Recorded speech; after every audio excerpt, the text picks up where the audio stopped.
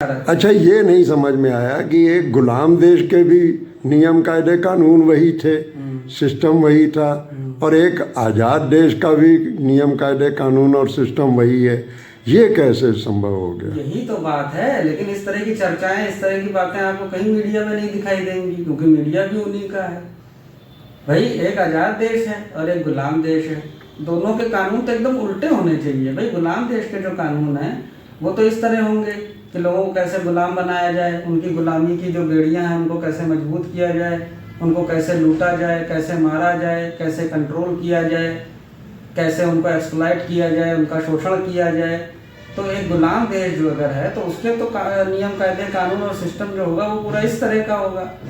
और एक आज़ाद देश का जो नियम कायदे कानून होंगे वो इस तरह के होंगे कि कैसे लोगों को ज़्यादा से ज़्यादा सुविधा दी जाए, लोगों के जीवन को कैसे बेहतर बनाया जाए, कैसे जो समाज के अंदर जो गड़बड़ियाँ हैं जो बहुत नुकसान पहुंचा रही हैं मानव जाति को, उनको दूर कर दिया जाए, है ना। सबकी खुशहाली, सबके भले के लिए आज़ाद, स्वतंत्र और संपन्न समाज कैसे बनाया जाए, उनके नियम कायदे कानून और नीतियाँ जो हैं वो इस तरह की होंगी। तो ये तो एकदम उल्टी चीज़ है। लेकिन यहाँ आप देखेंगे कि 47 में आज़ादी मिली और आज़ादी के बाद कुछ बदला ही नहीं, सारे नियम कायदे कानून सब वही थे। और ऐसा इसलिए हुआ क्योंकि वो जो आज़ादी मिली, वो आज़ादी का जो कानून था वो एक दूसरे देश ने पारित करके हमको आज़ादी दी थी। 1935 में जो भारतीय स्वतंत्रता अधिनियम ब्रिटिश संसद में जो पारित हुआ, उसके अंतर्गत हमें आज़ादी मिली। यानी ये आज़ादी भी जो है हमने खुद एक क्रांति के जरिए हासिल ही नहीं करी है। ये तो दूसरों की दी हुई आज़ादी है, दूसरों के दिए हुए अधिकार हैं। अब ये जो हमको वोट का अधिकार समझाया जाता है, तो भगत सिंह का इस पर भी एक कोट है। उन्होंने कहा है कि अगर कोई चीज़ आपको फ्री में या मुफ्त में ऐसे ही दी जा रही है तो समझ लीजिए कि उसमें किसी बहुत गलत और उल्टी बात को पलट दिया गया है। तो वो जैसे हमको वोट का अधिकार दिया गया है ना, मतलब कभी नहीं जनता ने कहा कि ऐसा ये होना चाहिए, वो होना चाहिए। जनता को कभी मौका ही नहीं मिला बताने का कि वो क्या चाहती है। वो तो जैसा उसको बता दिया गया कि भाई चलो अब तुमको एक अधिकार मिलने जा रहा है। क्या मिलने जा रहा है कि 5 साल में एक बार जो है जा करके अपना ईवीएम का बटन दबा दो आज के समय में, या पहले जैसे बैलेट पेपर पे मुहर लगा दो, एक अधिकार तुमको मिल गया। तो ये तो ऐसे लग रहा है कि जैसे गुलामों को कोई एक अधिकार दे दिया गया कि चलो अच्छा ये कर लो तुम लोग।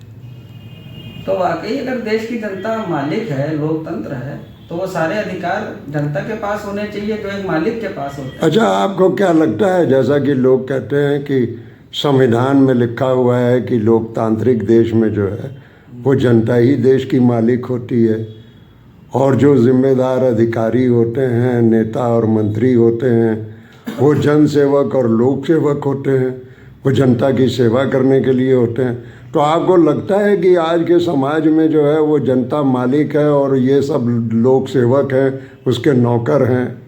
ऐसा लगता है आपको? हमको क्या, किसी को भी नहीं लगता है। आप किसी से पूछ के देख लीजिए, कहीं नहीं लगता कि जो है जनता मालिक है। हर जगह फरियादी बनी, हर जगह प्रार्थी बनी खड़ी है। अपने आगे थानेदार को भी अगर आपको कुछ देना है तो कृपा करें, मदद करें, प्रार्थना करते हैं। इस तरह की तो भाषाएं होती हैं पब्लिक की। जबकि जनता अगर मालिक है तो उसको आदेश करना चाहिए। जबकि अगर वही हम कह रहे थे कि अगर वास्तव में इस देश की जनता इस देश की मालिक है तो वो सारे अधिकार मालिक वाले जनता के पास क्यों नहीं है?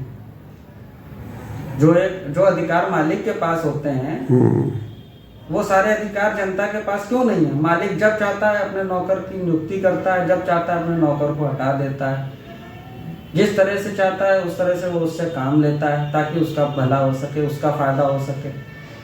तो जहाँ पे एक मालिक की यानी पूंजीपति, कॉरपोरेट और उसके उस तरह के मालिक की बात आती है जो सिर्फ अपने फायदे के लिए जो कर रहा है वो कर रहा है, तो वहाँ पे तो मालिक जो है वो एकदम मालिक होता है, असली मालिक। जो मन में आएगा करेगा, जैसे चाहेगा करेगा। लेकिन जहाँ पब्लिक के मालिक बनने की बात है वहाँ एकदम उल्टा हो जाता है। अब देश की पब्लिक को आप देख लीजिए, वो तो एकदम गुलाम और नौकर लगती है, तो लगता ही नहीं है कि ये मालिक है। और जो सेवक हैं, जो वास्तव में संविधान के अनुसार जो सेवक हैं, जो नौकर हैं जनता के, वो सब मालिक हैं। उनके आप घोड़ा गाड़ी बंगला देख लीजिए, उनकी आप गाड़ियां देख लीजिए, उनकी सुरक्षा देख लीजिए, हैं कैसे भौकाल में चलते हैं सब। तो वो सब तो लगता है कि ये हैं मालिक लोग। और जो असली मालिक है, जिसके खून पसीने से ये देश बना है, वो नौकरों और गुलामों की तरह रहती है। उसको हर जगह फरियादी बनना पड़ता है। न्यायालय में जा रही है तो वहाँ भी महान कृपा कर दीजिए, हमारा भला कर दीजिए, बहुत दया होगी, बहुत कृपा होगी। छोटे से छोटे अगर सरकारी उसको भी कुछ वो कह रहा है तो दफ्तरों में पब्लिक चक्कर लगा रही है, प्रार्थना पत्र दे रही हैं और अपनी दौड़ रही है, परेशान है पब्लिक। हर तबका पब्लिक का परेशान है। और न्यायिक प्रक्रिया पे कोई सवाल उठा दिया तो अदालतों की अवमानना हो जाती है। हाँ देखिए, ये फिर उसको दंडित किया जाता है। अदालतें तो एक बहुत बड़ा ढकोसला है। अगर आपने अदालत के खिलाफ कुछ कह दिया, हालांकि अदालत जो है वो देश की संविधान के अनुसार देश की जनता मालिक है। और देश की जनता अगर मालिक है, देश की जनता जो है वो इन सब सरकार के जितने अंग हैं उन सब पे उसमें अदालत भी आती है। सरकार के ही पैसे से सारी अदालतें चल रही हैं। ये जो बड़े बड़े जज बैठते हैं, इनको सरकार, इनको जनता के ही जेब से पैसा, तो तनख्वाह और सारी सुविधाएं और सारी सुरक्षा और सब मिल रही है। तो आप जिसका खा रहे हैं उसके प्रति जवाबदेही क्यों नहीं होगी आपकी? इसका मतलब आप कोई ऐसा काम करना चाहते हैं जो पब्लिक के खिलाफ है। अगर आप ऐसा कोई काम नहीं करना चाहते जो पब्लिक के खिलाफ है, तो फिर आप जवाबदेही से क्यों भागते हैं? जवाब दीजिए, उन लोगों को जवाब दीजिए जो न्याय इतिहास में 2500 साल तक आपकी अदालतों के चक्कर लगाते रहे और हर पूरी तरह से बर्बाद हो गए और दुनिया से भी चले गए और उनको न्याय नहीं मिला। तो वो एक तरह से उनके साथ एक और बड़ा, एक अन्याय से पीड़ित होकर आए थे और अदालतों के यहाँ जो एक और बड़ा अन्याय उनके साथ हो गया। कौन देगा इसका जवाब?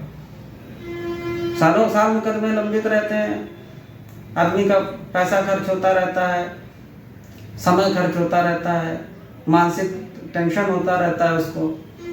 इन सब की जवाबदेही कौन देगा? अब अगर आप कुछ सवाल कर दीजिए अदालतों में तो कहते हैं कि जो आप मानना हो गई, कंटेम्प्ट हो गई। और आप अदालतों के भी नियम तो देखिए, ये अदालतें वो नहीं है जो आज़ाद भारत में बनी हुई। ये अदालतें भी गुलाम भारत में जो अंग्रेजों ने बनाई थी वही अदालतें हैं। आप देखिए गर्मियों में जो 1 महीने की छुट्टियाँ हो जाती हैं अदालतों में, तो भैया क्योंकि अंग्रेजों ने अदालतें बनाई थी और वो एक ठंडे मुल्क से आए थे तो गर्मी उनको बर्दाश्त नहीं होती थी, तो वो जो है 1 महीने की छुट्टी करके गर्मी में और अपने देश चले जाते थे। तो उनका तो चलिए समझ में आता है, लेकिन देश आज़ाद हो गया, अपने ही लोग अदालतों में बैठ गए, उसके बाद भी आज भी वही 1 महीने की छुट्टी चली आ रही है। यानी सब कुछ वही है, कहीं कोई न्याय व्याय नहीं है। सारी व्यवस्था वही है, वही शोषण उत्पीड़न है, वही अन्याय है, वही गुलामी है। बस ऊपर से उसकी थोड़ी डेंटिंग पेंटिंग कर दी है कि बस अब ये आज़ाद हो गए, अब आप लोकतंत्र आ गया है, अब ये है।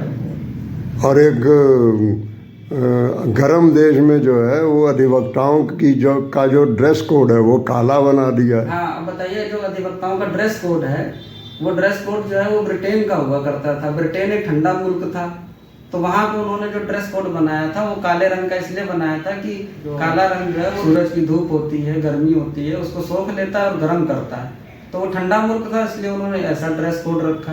अब यहाँ आप देखेंगे कि भारी गर्मी में भी जो है लोग वही ड्रेस कोड सीधा का सीधा यहाँ भी लागू हो गया। यानी यहाँ की जो पर्यावरण है, यहाँ का जो मौसम है, यहाँ की जो भौगोलिक स्थिति है, उसके हिसाब से यहाँ का ड्रेस कोड तक नहीं बना, वो भी सीधे सीधे वहीं से उठा के टीप लिया गया। तो यहाँ है क्या, ये भी एक गुलामी का प्रतीक है। और बड़ी अदालतों के काम आज भी अंग्रेजी में ही होते हैं। हाँ, और देशों में आप देख लीजिए, वहाँ की जो भाषा होती है, वहाँ के लोग अपनी भाषा से बहुत प्रेम करते हैं। सारा काम दूसरे देशों में जो है वहाँ की भाषा में ही होता है। लेकिन यहाँ जो कि हम लोग गुलाम रहे, तो यहाँ जो अंग्रेजी में ही होता है सारा काम अदालतों का, बहुत कम हिंदी में होता है। और अंग्रेजी को एक स्टेटस बना दिया, क्योंकि वो मालिकों की भाषा थी, तो उसको एक स्टेटस बना दिया कि अरे भैया अगर अंग्रेजी आती है तो फिर ये मालिक आदमी है, बड़ा आदमी है, और अगर नहीं आती है, हिंदी है, तो गरीब है, गुलाम है, कमज़ोर है। इस तरह का एक यहाँ पे जो है कल्चर बन गया।